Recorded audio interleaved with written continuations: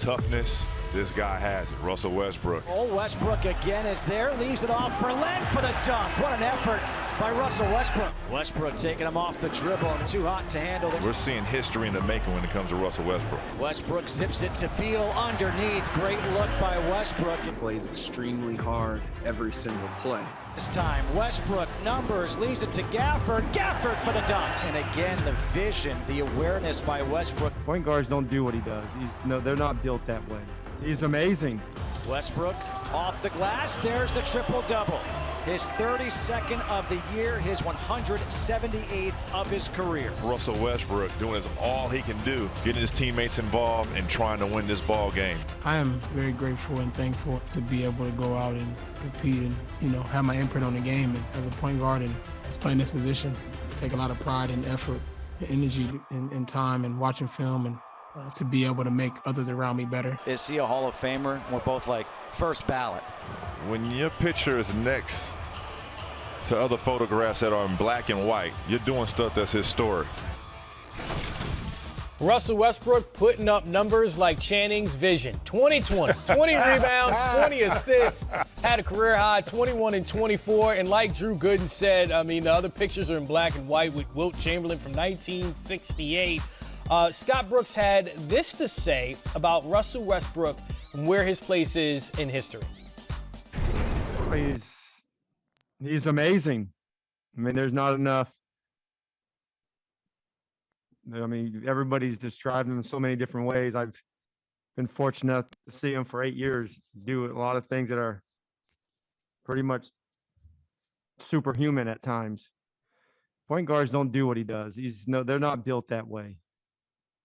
There might be some that can probably shoot better. There might be some that probably can do certain things better, but there's nobody in the history of the game that can do what he does throughout the stat sheet. I used to always say he's going to probably go down as the third best point guard ever, but I think he's past one, and he's going to go down as probably the second best. And one is obviously Magic. What he does, there's no point guard has ever done it. Nobody.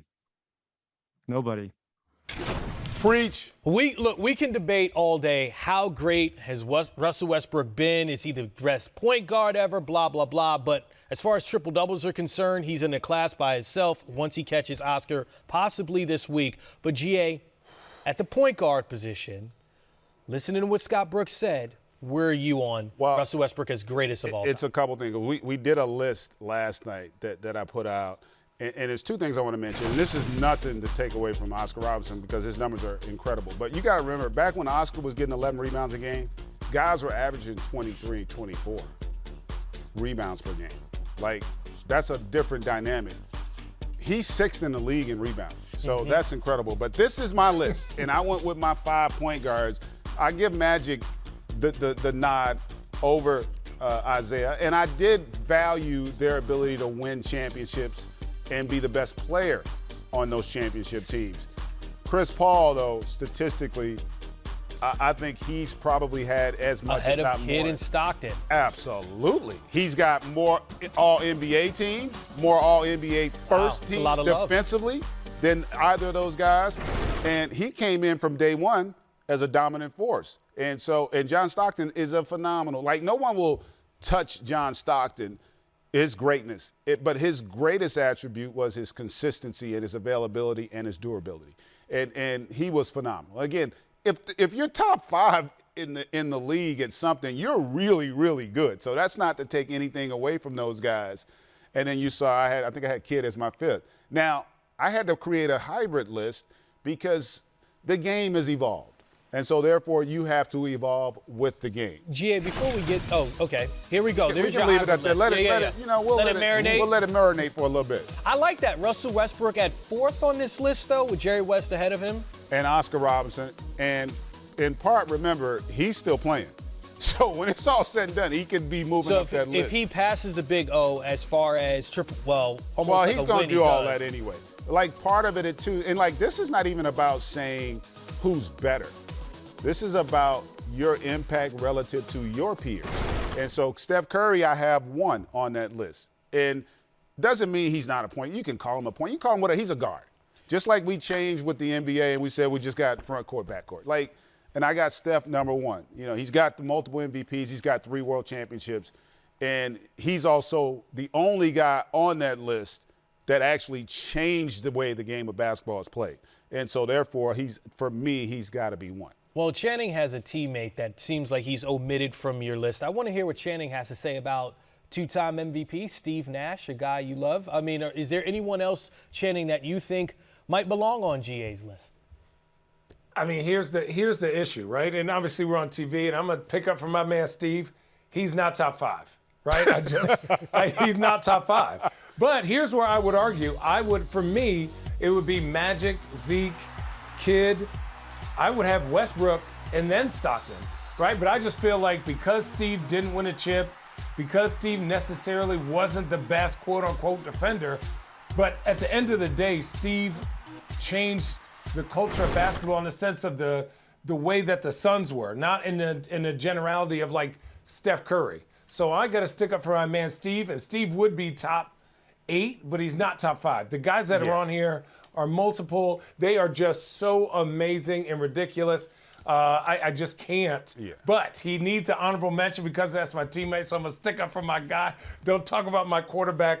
But honestly, next list. Channing, I'm with you. Yeah, the next list is it. I mean, I didn't get a lot of time to watch Oscar Robertson, but I'll tell you this, Steph Curry has to be #1 on that list. And you can't go, he better be within eyeshot of Russell Westbrook, because what Russell Westbrook is doing is for him to be 6th in the NBA, for everyone to understand, there are 30 teams in the NBA. So that means he's better than 90% of the NBA at rebounding, and he's 6'4".